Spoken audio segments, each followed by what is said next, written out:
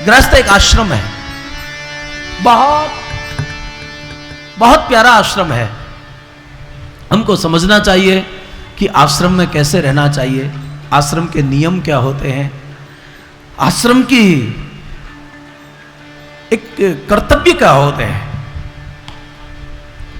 मेरे भाई बहन, अगर कोई सन्यासी परमात्मा की उपासना करे तो वो परमात्मा में लीन हो सकता है, वो अयम आत्मा ब्रह्मा तक की अनुभूति कर सकता है, वो मुक्ति का अधिकारी होता है। लेकिन अगर कोई गृहस्थी साधना करता है ना, तो परमात्मा का भी पिता बन जाता है। जितने भी अवतार होते हैं तो किसी न किसी गृहस्थी के घर में होते हैं। इसलिए आप मानो या ना मानो, ये खुशी आपकी, वरना कर्म की जो गति है ना, कर्म पूरा हो जाता है लेकिन वो संस्कार छोड़ के जाता है, और वो संस्कार आपको बहुत कुछ कराते रहते हैं। आप जब सो जाते हैं तो आपके सोने के बाद में ये बहुत कुछ देखने को जो सपने दिखाई पड़ते हैं ना, ये सपनों का क्या विज्ञान है, इससे पता चलता है कि तुम भले ही सो जाते हैं लेकिन तुम्हारे सोने पर भी कोई जागता रहता है, और ये जो चीजें वहां सपने में जो बनकर आती है ना, वो तुम्हारा संस्कार ही बनाता है। उन चीजों का निर्माता जो है ना, वो तुम्हारा संस्कार है। संस्कारों की शुद्धि सच में ये सत्संग से संभव हो सकती है। इसलिए हमारे शास्त्रों में, हमारे पुराणों में संवाद का बहुत बड़ा महत्व है। जीवन में वाद नहीं होना चाहिए, जीवन में विवाद नहीं होना चाहिए, जीवन में संवाद होना चाहिए। जहां संवाद है वहां समाधान है, जहां समाधान है वहां शांति है, जहां शांति है वहां आनंद है, और जो आनंद है वो परमात्मा है। सीधी सीधी गणित है। आप अपने जीवन को कैसे आनंद की ओर ले जाओगे, आप उस परम जीवन और परम अवस्था के अधिकारी कैसे बनोगे। भगवान ने अनेकों प्रकार की और कथाओं को गाया है। संतान को जन्म देना ही पर्याप्त नहीं है, उसको सही समय पर संस्कार भी देना चाहिए। कोई ट्रेन में माँ कोई ग्रंथ को पढ़ रही है, एक छोटा सा बच्चा भी छोटी पुस्तक लेके पढ़ रहा है। किसी ने कहा, बहन जी बहुत प्रणाम करने की इच्छा होती है आपको और आपके बच्चे को, वरना आजकल के बच्चे कहाँ इतने ध्यान से ग्रंथ पुस्तकों को पढ़ते हैं, कोई धार्मिक ग्रंथ को पढ़ते हैं। ये देखो, आप जब से लेकर ये ग्रंथ पढ़ रही हो, तुम्हारा बच्चा भी तुम्हारे साथ में यही पढ़ रहा है। उस माताजी ने कहा, क्या बताऊं, आजकल के बच्चे जो है ना, मानते कहाँ हैं, हम जो करते हैं ना वही नकल करते हैं, इसलिए मैं जो करती हूँ वही वो करता है। ये बात ध्यान रखिएगा, अगर हम सुधरेंगे ना तो समाज सुधरेगा। हमारी दिक्कत यह है कि हम सुधारना नहीं चाहते, हम सुधरना नहीं चाहते, हम सुधारना चाहते हैं। पिताजी के बाल जब सफ़ेद होने लगते हैं तो एक बच्चा उसको बार बार पूछता है कि तुम ये बाल क्यों निकाल रहे हो, आपके एक दो बाल सफ़ेद क्यों होने लगे हैं। तो कई लोग तो बहुत तनाव में होते हैं, बच्चे को कहते हैं कि तू अपना होमवर्क पूरा कर, मेरे बाल क्यों सफ़ेद हो गए, इससे तुझे क्या लेना देना। लेकिन जब वो बच्चे की, तो आप जानते हैं जिज्ञासु होता है, बहुत कुछ जानने की इच्छा होती है, और वो जिद करने लगता है कि नहीं नहीं आपको बताना पड़ेगा, ये बाल सफ़ेद क्यों हो रहे हैं आपके। तो फिर वो बच्चा जब ज़्यादा जिद करता है तो बाप को गुस्सा आता है, और वो गुस्से में कह देता है कि जिसके घर में तेरा जैसा तूफानी, तेरा जैसा उदंड, तेरा जैसा बहुत उदम मचाने वाला लड़का होता है ना, उस बाप के बाल सफ़ेद हो जाते हैं। तो ठीक नहीं है, उसको दोषी ठहराया।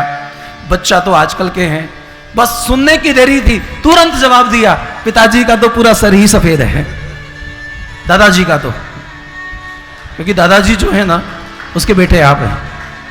याद रखना मेरे भाई बहन, हम लोग अगर एक समाज का निर्माण करना चाहते हैं, ये कथाओं का यही हेतु है कि हमारा आजकल के बच्चों का बौद्धिक विकास हो रहा है लेकिन भावात्मक विकास नहीं हो रहा है। और मुझे पूर्ण भरोसा है कि कथा इत्यादि करने से ना बच्चों का भावात्मक विकास होता है। आज देखो तो ये जो बच्चे धोती पहनकर आए थे, जो लेने के लिए गए थे वहाँ, ये भावात्मक विकास होना चाहिए। जीवन निराशा में नहीं जाना चाहिए, वरना तो मैं अगर कभी कभी को पूछता हूँ कि आप क्यों इतना कमाना चाहते हो, कि खाने के लिए। क्यों खाना चाहते हो? जीने के लिए। क्यों जीना चाहते हो? बहुत कम लोग हैं जो बता पाएंगे कि हम क्यों जीना चाहते हैं। वरना बहुत सारे लोग तो यह सोचेंगे कि मौत नहीं आती तो जीना पड़ेगा। मेरे भाई बहन, बिना उद्देश्य के जिया हुआ जीवन कोई जीवन नहीं होता है। इसलिए आप इस बात को याद रखिएगा कि आप एक अनंत की यात्रा में हो, आप मुसाफिर हो। कहीं ऐसा ना हो जाए कि मुसाफिरी में कोई दिक्कतें बढ़ जाए। इसलिए हम लोगों को चाहिए कि घर का वातावरण कैसा होना चाहिए, हमारा परिवार कैसा होना चाहिए। और मेरा एक जो हाथ जोड़ के निवेदन है, वैसे तो अब समाज में बहुत कुछ बदल रहा है, लोग बहुत कुछ ऐसे हो गए हैं, लेकिन आजकल जो परिवारों के अंदर देखने को मिलता है, एक तो पहली बात तो लोग छोटे कस्बों गांवों में या छोटी जगहों पर लोग अपनी बेटी देना नहीं चाहते हैं। और बड़े शहरों में भी अगर कोई किसी को अपनी बेटी दे भी देता है तो फिर क्या होता है कि जो बेटी की माँ होती है ना, वो उस बेटी के लिए बहुत ज़्यादा यहाँ से बैठे बैठे मोबाइल के माध्यम से बहुत कुछ उसको क्लास देती रहती है, और उसके चलते उसका पूरा परिवार बिगड़ जाता है। याद रखना, ये जो परिवारों में जो तलाक के केस बढ़े ना, इसमें लड़की की माँ का सबसे बड़ा रोल होता है। इसलिए अगर देखा जाए तो ये कुंडली जो है ना, ये बर वधू की नहीं है, दोनों सासों की कुंडली मिलानी चाहिए कि उनकी मिलती है कि नहीं। परिवार अशांत बहुत हो गया है। आज संपन्न व्यक्ति के अंदर भी कहीं ना कहीं एक भय बना हुआ है। और हमारे जयपुर की विश्वमंगलम की बहनें, कभी कभी मैं सबके साथ में बैठता हूं तो उन लोगों में बातें होती है कि महाराज जी अब क्या बताएं, हमारा जमाना था, आज के 30 साल पहले या 40 साल पहले जब हम बहू बन के आई थी, उस समय तो सास का जमाना था, हमने बहुत सहा, और निश्चित है उस पीढ़ी ने बहुत सहा है, लेकिन उनको उम्मीद थी कोई बात नहीं, भगवान भला करेगा, गोविंद देव जी की नगरी में रहते हैं, कुछ ना कुछ गोविंद कृपा करेंगे, सब अच्छा हो जाएगा, कभी हमारा भी समय आएगा, हम भी सास बनेंगी, हमारे भी बहू आएगी। लेकिन अब उनको इस बात का दुख है कि जब वो सास बनी तो जब बहू बन के आई तो जमाना सास का था, अब सास बनी तो जमाना बहू का आ गया। हम उनकी पीड़ा को समझ सकते हैं। उनके अंदर जो चल रहा है ना, उनको लगता है कि ना आज के 30 साल पहले हम सुखी थे, ना आज सुखी हैं। पहले सास से डरती थी, अब बहू से डरती हैं। इस पीढ़ी को डर के बहुत जीना पड़ा है। इसलिए कथा बहुत अच्छी बात है, आप सभी भगवान की उपासना करते हैं, आप धर्म में बहुत आस्था रखते हैं, लेकिन हमारा जीवन, आप नास्तिक हैं कि आस्तिक हैं, इससे ज्यादा महत्व ये रखता है कि तुम्हारा जीवन वास्तविक होना चाहिए। जहां वास्तविकता है वहां शांति है।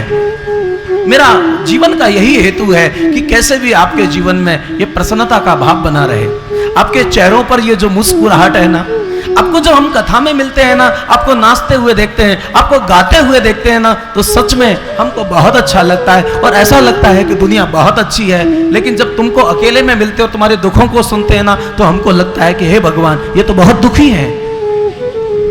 इसलिए आप सदैव सकारात्मक रहें। सुखी होने का एक बहुत बड़ा मंत्र हो सकता है, सुखी होने का एक बहुत बड़ा सूत्र हो सकता है कि आपकी सोच को सकारात्मक रखना। बहुत निराशावादी बन के मत जीना।